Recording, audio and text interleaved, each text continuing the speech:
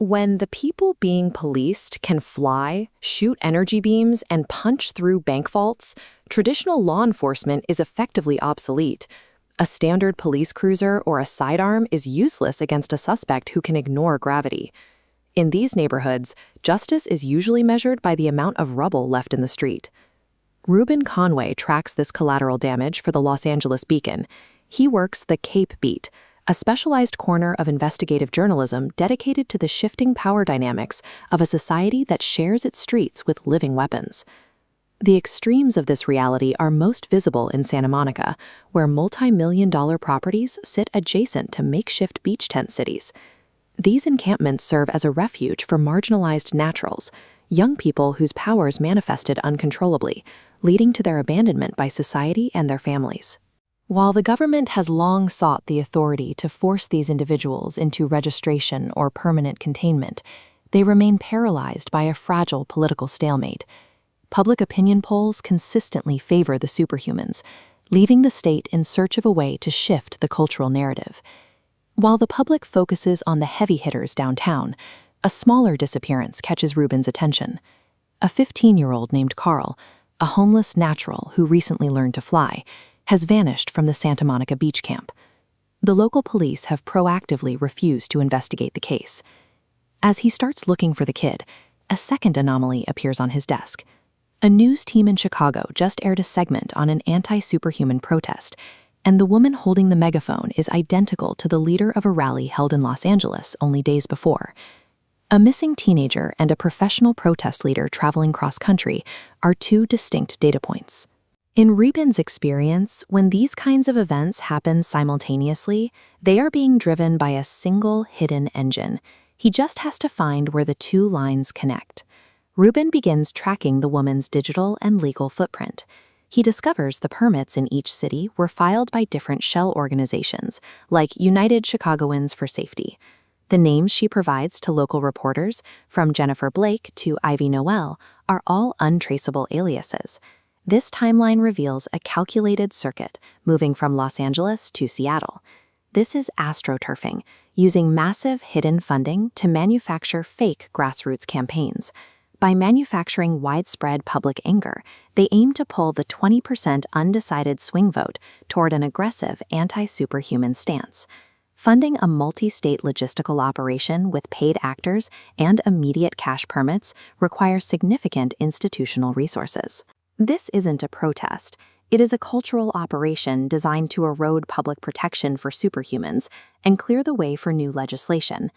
The search for Carl ends in the LA County morgue. The coroner's office has ruled the death a suicide, claiming the teenager jumped from a 6th-floor window. The examiner spent 15 minutes on the body, saw no obvious signs of a struggle, and closed the file. But the physical details contradict the paperwork. Reuben spots severe red welts encircling Carl's wrists, indicating he had been tightly strapped down. Even more alarming is a strange circular burn mark sitting directly on the boy's spine, a detail completely absent from the official report. Carl had the ability to fly. A fatal fall from a window is a physical impossibility, unless his biology was somehow compromised. Knowing the police are complicit in the silence, Reuben steals a vial of Carl's blood from the evidence box and takes it to the scientists at Angel Tower for an off-the-books analysis. This microscopic scan reveals the smoking gun. The normal red blood cells are retaining a specific energy signature, kunai radiation. This advanced technology is the primary source for anti-superhuman nullifier fields, proving Carl's ability to fly was forcibly deactivated before he hit the pavement. The evidence is undeniable. Carl didn't jump. He was targeted, physically restrained, neutralized with advanced government-grade technology, and discarded.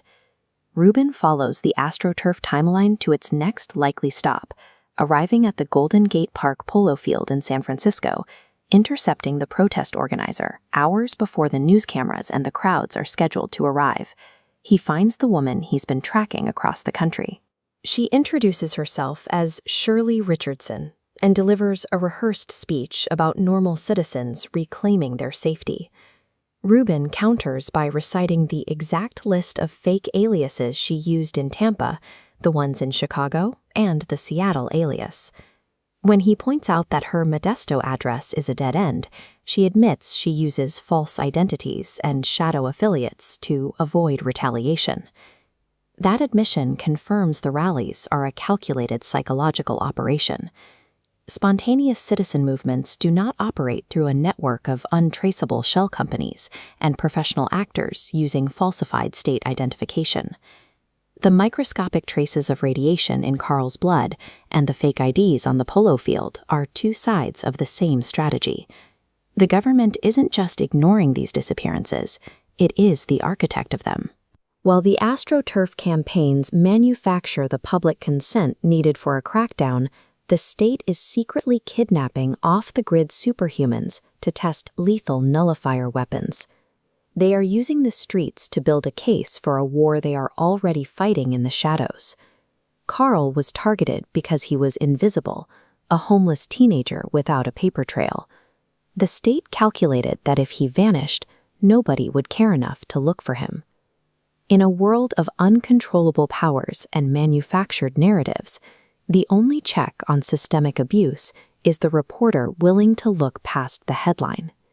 When the state controls the narrative, the only defense is the person willing to run down the facts.